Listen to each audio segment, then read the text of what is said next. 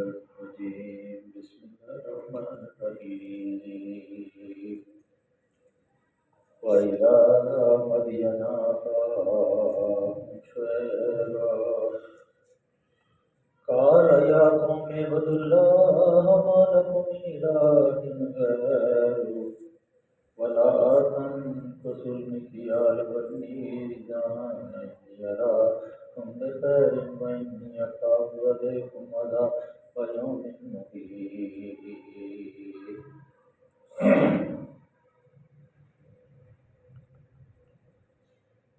ويا قوم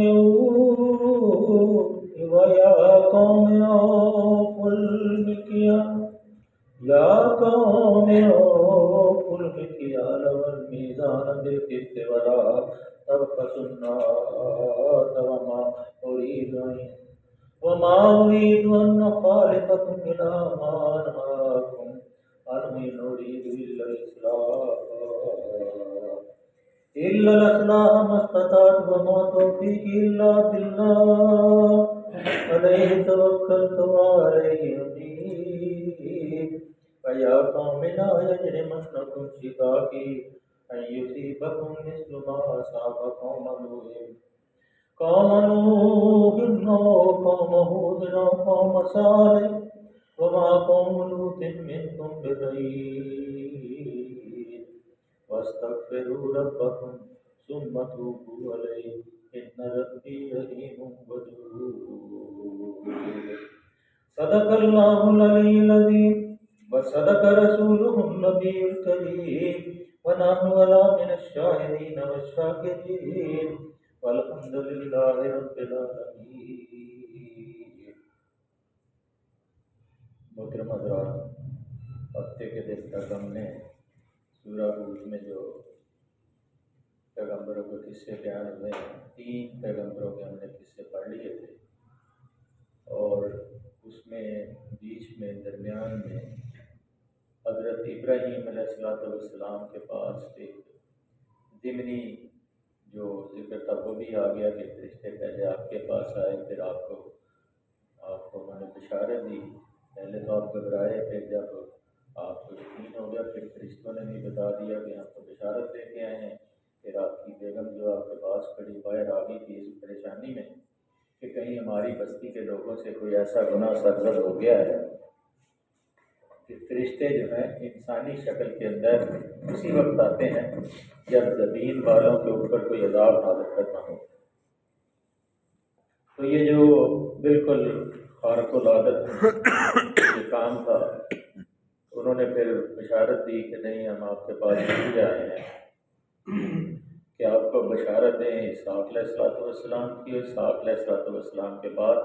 آپ کے یہاں پوتا بھی ہوگا، اس کا نام یعقوب علیہ السلام، دونوں پیغمبر ہوں. پھر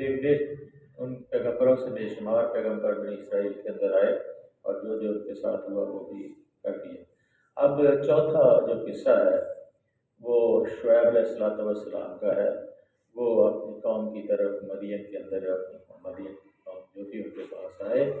اور انہوں نے کہا کالا یا وہی پہلے والے فکرے کالا یا قوم عبد اللہ ما لکم من الہ غیرہ. ہے مدین والوں کی طرف ہم نے ان کے بھائی شعیب کو بھیجا. اللہ کے فرمان ہے کہ میں اللہ نے اپنے پیغمبر شعیب علیہ السلام کو مدین والوں کے پاس بھیجا تاکہ وہ ان کو سمجھائیں کالا یا قوم عبد اللہ. جیسے پہلے پیغمبروں نے کہا تھا، وہ بھی آپ نے بھی یہی کہا میری قوم کے لوگوں اللہ کی بندگی بجا لاؤ، اللہ کی بندگی بجا لاؤ. ما لکم من الہ غیرہ، اور تم اللہ کے سوا تمہارا کوئی معبود نہیں. تم اللہ کے سوا جن کی پرستش کرتے ہو وہ سب جھوٹے ہیں، جھوٹ ہے، من گڑت قصے ہیں. صرف اللہ وحدہ لا شریک ہے جن کی تمہیں بندگی بجا رہا ہے. اس قصوں سے انسان جو تھوڑا سا شعور رکھتا ہے اور اللہ کا خوف بھی اس کے دل کے اندر ہے اور اس کو یہ بھی یقین ہے کہ ایک دن اس زندگی نے بے وفائی کرنی ہے اور ہمیں اس دنیا کو چھوڑ کے پھر اللہ کے حضور پیش ہو. لیکن جو عقلیت پسند ہیں، جو دہریے ہیں، وہ سائنسی بنیادوں پہ سوچتے ہیں کہ انسان جو ہے آہستہ آہستہ آہستہ آہستہ ختم ہو جاتا ہے، لیکن آج تک نہ زندگی کے بارے میں کہ زندگی کیا ہے یہ بھی ایک معمہ ہے، اور روح کیا ہے جو انسان کے اندر، یہ جو میں بول رہا ہوں یہ اللہ کا امر ہے۔ جیسا روح کا روح پوچھتے ہیں روح کے بارے میں تو کہہ دیجئے کہ یہ اللہ کا امر ہے۔ آج تک کوئی سائنسدان، کوئی محقق، کوئی بڑے سے بڑا عالم یا فاضل اس چیز کے بارے میں یہ دریافت نہیں کر سکا کہ روح کیا ہے۔ یہ اللہ کا امر ہے، انسانی زندگی بھی اللہ کی دی ہوئی عنایت ہے۔ اور یہ کس لیے ہے؟ تبارک الذی بیدہ الملک وہو علی کل شیء قدیر الذی خلق الموت والحیات لیبلوکم ایکم احسن عملا۔ یہ زندگی اور موت جو ہے اللہ نے یہ جو خلافت عرضی ہے، جیسے فرشتوں نے کہا تجعل، کیا تو بنائے گا ایسا بندہ کہ وہ زمین کے اندر فساد پھیلائے گا اور خون بہائے گا؟ تو جب آپ نے، اللہ نے کہا انی عالم ما لا تعلمون، جو میں جانتا ہوں تم نہیں جانتے۔ اور جب آدم علیہ السلام کی تخلیق کر لی اور اپنے روح جو امر جو اپنا تھا اس کے اندر پھونک دیا، پھر سب کو کہا سجدہ کر، اور الا ابلیس ابى واستكبر وكان من الكافرين، صرف ابلیس نے جو کہ جنوں میں سے تھا اس نے سجدہ نہیں کیا اور وہ کافروں میں سے ہو گیا۔ اور پھر اس نے سارے جو دعوے کیے تھے پھر وہ ان کو بہکایا کہ ایک درخت، ایسے درخت کوئی بھی نام لے لیں، کہ ان کو خواہشات نفسانی کے اندر الجھا کے پھر جنت سے نکالا۔ اصل میں تو مقام زمین کے اندر تھا کہ خلیفۃ الارض بنانا تھا اللہ، اور خلیفہ دیکھیں کتنا بڑا مرتبہ بھی بڑا ہے، اور پھر انسان کی ذلت بھی کتنی بڑی ہے کہ جب اللہ کی عبادت سے، اللہ کی بندگی کے دائرے سے انسان باہر نکلتا ہے تو پھر وہ ذلت کے گڑھے میں گر جاتا ہے۔ لقد خلقنا الانسان فی احسن تقویم ثم رددناه اسفل سافلین۔ اللہ نے پہلے قسمیں کھائی والتین والزیتون وطور سینین وہذا البلد الامین لقد خلقنا الانسان فی احسن تقویم۔ پھر اس کے بعد ثم رددناه اسفل سافلین، جب وہ ہم نے تو ان کو اعلیٰ ظرف انسان بنایا، پوری عقل اور سے اس کو مزین کیا اور اس کو دماغ دیا سوچنے سمجھنے کے لیے، ہر چیز اس کے سامنے اندھیرے روشنی رکھی، لیکن پھر وہ بھٹک گئے۔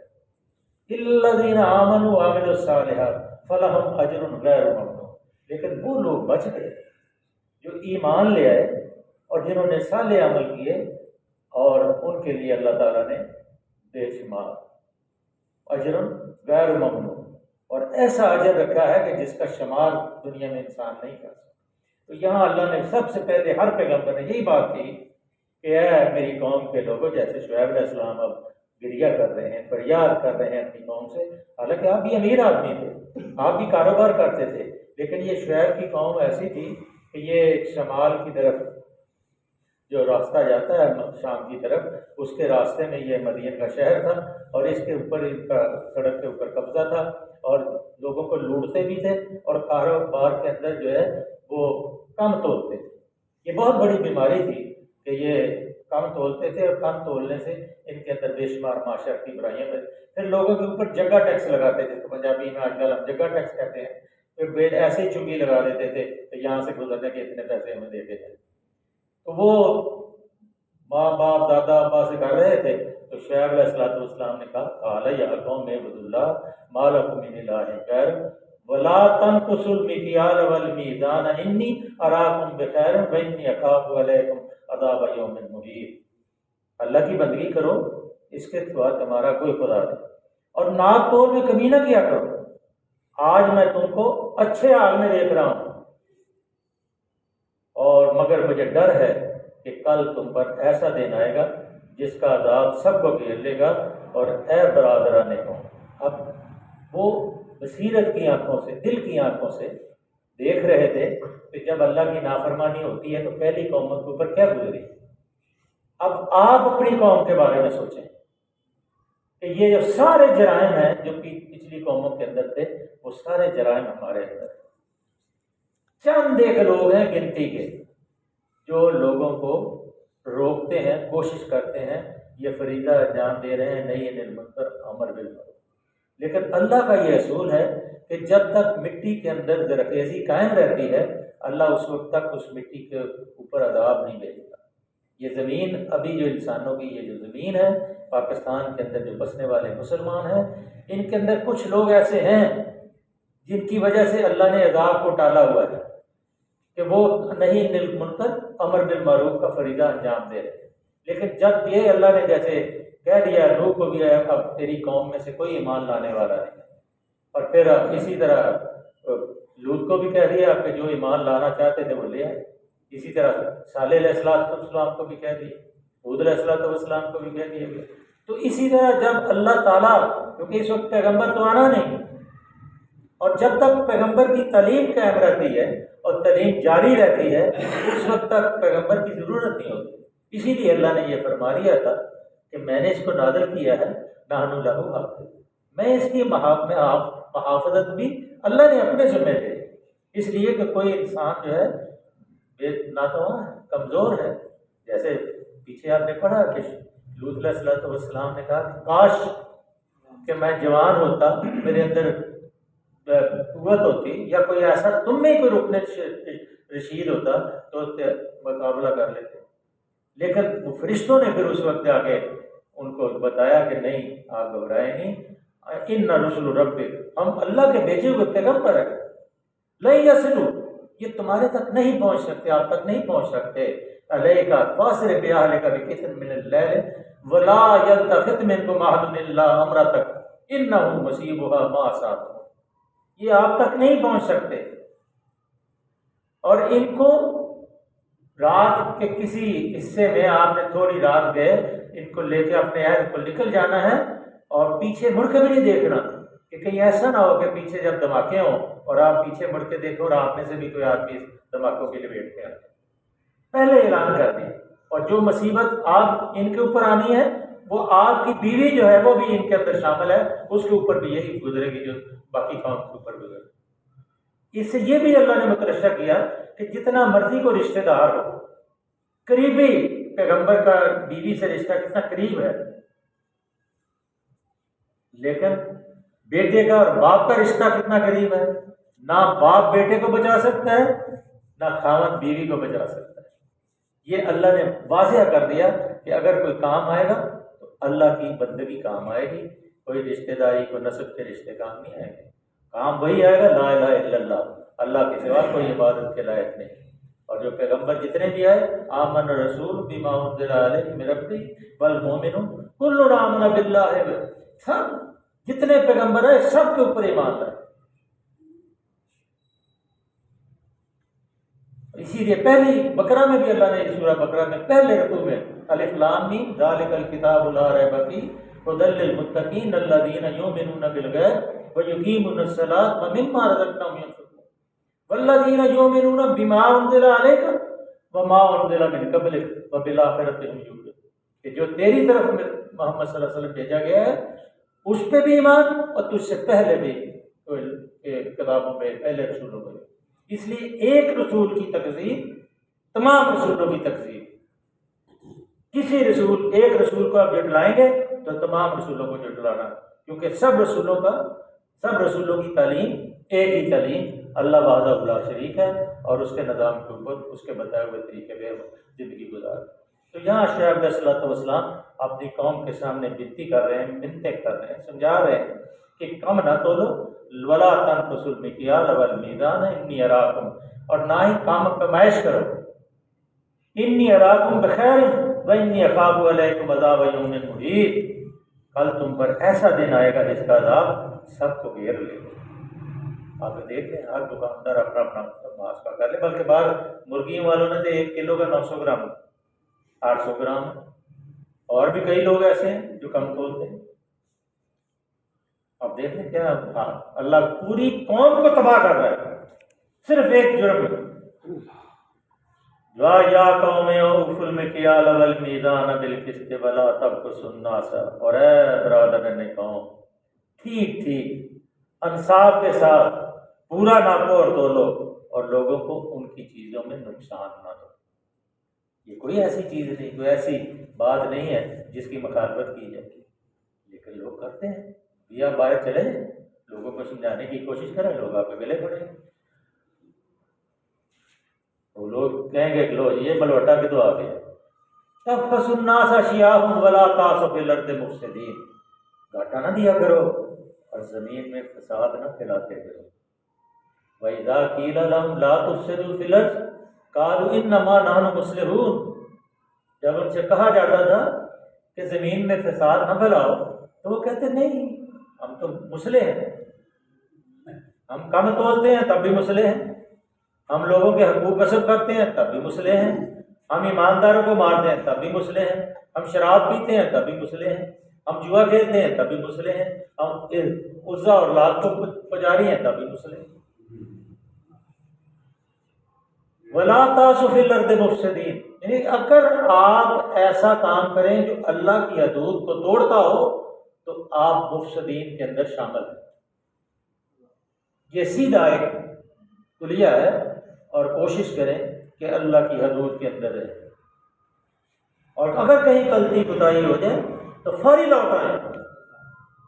اللہ کے رسول صلی اللہ علیہ وسلم کی حدیث ہے کہ آپ کے پاس ایک عورت آئی جنگ کے دوران گرفتار ہو کے، تو اس کا شیر خوار بچہ پیچھے رہ گیا۔ وہ اتنی پاگل ہوئی تھی کہ جو بچہ اس کے سامنے آتا تھا اس کو اپنی چھاتی سے لگاتی تھی، دودھ پلانا شروع کر۔ آپ صلی اللہ علیہ وسلم نے اپنے صحابہ کو بلایا، کہا ذرا دیکھو اس کی طرف، کیا یہ اپنے بچے کو آگ میں ڈال سکتی ہے؟ کہا اللہ کے رسول صلی اللہ علیہ وسلم نے کہا تو پھر اللہ اس عورت سے 70 گنا اپنی مخلوق سے محبت کرتا۔ اگر آپ توبہ کر کے تائب کر کے اس کے پاس چلے جائیں تو اللہ کو الا الذین تابوا واصلحوا وبینوا فاولئک اتوب علیہم وانا التواب، اللہ کو تو معاف کر کے بہت خوشی ہوتی ہے۔ پھر آپ نے مثال پیش کی کہ آپ بیابان میں جا رہے ہیں، آپ کا کھانا پینا جو اونٹ کے اوپر، آپ کی سواری کے اوپر ہے، اور آپ سو گئے ہیں اور سواری آپ کی گم ہو گئی، کھانا پینا بھی اس کے اوپر ہے، راستہ بھی کوئی نہیں، اور پھر آپ بڑے پریشان ہیں، اور آنن آنن تھک کے چور کے پریشان ہو کے پھر آپ گر جاتے ہیں، سو جاتے ہیں، پھر اونٹ سامنے آ جاتا ہے، تو اس وقت جو خوشی ہوتی ہے، اللہ کے حبیب صلی اللہ علیہ وسلم نے فرمایا کہ اللہ کو گناہ گار کو معاف کر کے اس سے بھی زیادہ خوشی ہوتی ہے۔ لیکن ہم مانگنے والے نہیں، ہم دامن پھیلاتے ہی نہیں ہیں، ہاتھ پھیلاتے ہی نہیں ہیں کہ اللہ ہمیں معاف فرما دے، اللہ تو معاف کرنے۔ اب پیغمبر کہتے ہیں بقیت اللہ خیر لکم ان کنتم مؤمنین، اور تمہارے لیے بہتر ہے اگر تم مومن ہو، اور حال میں تمہارے جو اللہ کی دی ہوئی بچت تمہارے پاس آئے گی وہ تمہارے لیے بہتر ہے، اور اگر تم مومن ہو اور ہر حال میں تمہارے اوپر کوئی نگران کار نہیں، میں تمہارے اوپر کوئی نگران بنا کے نہیں بھیجا گیا، میں تو صرف تمہیں ڈرانے کے لیے۔ وہ سوال کرتے تھے نا تو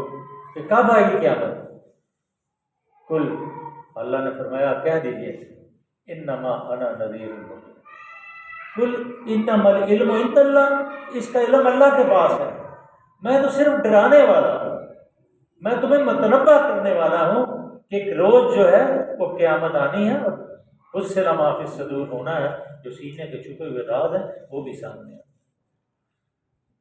بچنا بہت ضروری ہے، آگ لگی ہوئی ہے، بجانے والا کوئی نہیں، کوشش کریں کہ اس آگ سے بچیں۔ وما انا علیکم بحفیظ، میں تمہارے اوپر کوئی نگران نہیں ہوں، میری ذمہ داری نہیں، میں تھانے دار نہیں ہوں، میں نہ کوئی ایسا آدمی ہوں کہ میرے پاس کوئی اتنی طاقت ہے یا میرے پاس کوئی قانون اور فوج ہے کہ میں تمہیں روک لوں ان باتوں سے، میں تمہیں صرف اصلاح تمہاری، تمہیں نصیحت کر سکتا ہوں، اور وہ میں کر رہا ہوں۔ یہ ہمارا فرض ہے کہ ہم لوگوں کو نصیحت کریں، تبلیغ کریں، بتائیں کہ ایک دن اللہ کے حضور پیش ہونا ہے، اللہ کی حدود کی پابندی اختیار کریں۔ قالوا یا شعیب وصلاتک تأمرک ان تترک ما یعبد آباؤنا اور نفعل فی اموالنا ما نشاء انک لانت حلیم رشید۔ انہوں نے جواب دیا شعیب کہ تیری نماز تجھے یہ سکھاتی ہے کہ ہم ان سارے معبودوں کو چھوڑ دیں جن کی پرستش ہمارے باپ دادا کرتے تھے، یا یہ کہ ہم کو اپنے مال میں اپنے منشا کے مطابق تصرف کرنے کا اختیار نہ ہو، بس تو ہی تو ایک عالی ظرف اور راست باز آدمی رہ گئے۔ دراصل یہ ایک جسے تانا نہیں دیتے، عورتیں لڑتی ہیں تو تانا دیتے ہیں، کہتے اے شعیب کیا تیری نماز تجھے یہی سکھاتی؟ کسی آدمی کو جب نماز پڑھتے غیر مسلم دیکھتا ہے تو پھر نماز کی ایک خاصیت ہے، ان الصلاۃ تنہی عن الفحشاء والمنکر والبغی یعظکم لعلکم تتقون۔ نماز جب دل سے پڑھی جاتی ہے، نیت سے پڑھی جاتی ہے، خلوص سے بس اللہ کے دربار میں کرو، پھر وہ اس کا رد عمل ہی ہوگا۔ اور وہ نماز پھر انسان کو مجبور کرتی ہے کہ لوگوں کو برائی سے روکو اور نیکی کی طرف بڑھو۔ اور پھر وہ کہتے ہیں لو جی اب یہ نماز پڑھنا شروع ہو گیا، اب اس کی نماز جو ہے یہاں تک محدود نہیں رہے گی، اس نے ہمیں بھی کہنا نماز پڑھو، اس نے ہمیں بھی کہنا ہے کام نہ کرو، اس نے ہمیں بھی کہنا ہے رشوت نہ کھاؤ، اس نے ہمیں بھی کہنا ہے زنا نہ کرو، اس نے ہمیں بھی کہنا ہے جوا نہ کھیلو، اللہ کی بندگی اختیار کو کام نہ کرو۔ یہ تانا دیتے ہیں کہ نماز، یہ جتنے بھی جہالت اس وقت بھی تھی، آج کل کے بھی لوگ جو ہیں دین کو علیحدہ کرنا چاہتے ہیں اور دنیا کے معاملات کو علیحدہ کرنا چاہتے ہیں۔ اس وقت بھی 4-5 ہزار سال پہلے کی بات ہے، اس وقت بھی یہی بات تھی۔ آج کے جو جاہلیت پسند لوگ ہیں وہ بھی یہ کہتے ہیں دین کا جی عدالت سے کیا کام، دین کا جی تول سے کیا، کمائش سے کیا کام، اپنے اپنا دین ہے جو مرضی کرے۔ یہ سسٹم ہے اللہ کا، تلک حدود اللہ ولا تقربوها، یہ اللہ کی حدود ہیں، ان کے قریب بھی نہ جاؤ، یہ اللہ نے بتا دیا ہے۔ اور اللہ فرماتے ہیں، پھر وہ لوگ کو کہتے ہیں کہ تو چاہتا ہے کہ ہم اپنے باپ دادا کے طریقے کو چھوڑ کے اپنے مال و متاع میں اضافہ نہ کریں، کم تو لیں جو مرضی کریں، ملاوٹ کریں، من غصہ فلیسا نہیں، اللہ کے حبیب نے فرمایا جس نے ملاوٹ کی وہ ہم میں سے نہیں۔ لیکن اب جہاں جتنا دودھ بک رہا ہے، کیا بک رہا ہے، کیا بک رہا ہے، دیکھیے کیا بک رہا ہے، دودھ ہے۔ ہم لوگ لیتے ہیں بھی پیتے ہیں، لیکن جو بیچنے والے ہیں دودھ کہہ کے اس کو، وہ مجرم ہے، اور اللہ کہتا ہوں ہاں ان کو پکڑ ہوگی۔ اور ان کی اولادوں کا کیا حال ہوتا ہے، کسی کا ہاتھ نہیں، کسی کا بازو نہیں، کسی کی آنکھیں نہیں، کسی کا کچھ نہیں۔ کئی دفعہ ہم نے ایسے دیکھے ہیں لوگ کہ یہ پھر بھی ہیں، تو اللہ فرماتے ہیں، وہ فرماتے ہیں کہ ان کی قوم کہہ رہی تھی تو ہی تو ایک کالی طرف رہ گیا رات بعد آدمی کہ ہم اپنے مال کے اندر بھی اپنی مرضی سے تصرف نہ کریں۔ ٹائم ہو گیا، یہ بتی خطرناک طریقے سے جلا دیں۔ صدق اللہ مولانا العظیم و صدق رسول النبی الکریم۔ یہ شعیب علیہ السلام کے قصے کے بعد انشاءاللہ سورہ یوسف شروع ہوگی۔ اللہ سے دعا ہے کہ اللہ تعالیٰ ہمیں قرآن کو سمجھنے اور عمل کرنے کی توفیق عطا فرمائے۔ اللہم صلی وسلم علی عبدک و رسولک و حبیبک سیدنا محمد النبی وعلی آلہ و صحابہ وبارک وسلم۔ اللہ بیماروں کو شفا تندرست کرے۔ اللہ جتنے ساتھی یہاں بیٹھتے ہیں آتے ہیں، اللہ ان کے دلوں کو کشادہ فرما، اللہ ان کے گھروں میں برکت عطا فرما۔ اللہ سب سے جو ترجیح ہے، اللہ اس قرآن کے اوپر عمل کرنے کی ترجیح عطا فرما۔ اللہ قرآن کو سمجھا دے، سینے پر نور بنا، فوج کو دکان کو معاف فرما، آنے والے مسائل اور مشکلات سے بچا۔ اللہ جو ہم سے گناہ سرزد ہوتے ہیں، تیری نافرمانیاں ہوتی ہیں، اللہ معافی مانگتے ہیں، ہماری معافی قبول کرو، اللہ ہمیں معاف فرما، اللہ ہمیں معاف فرما۔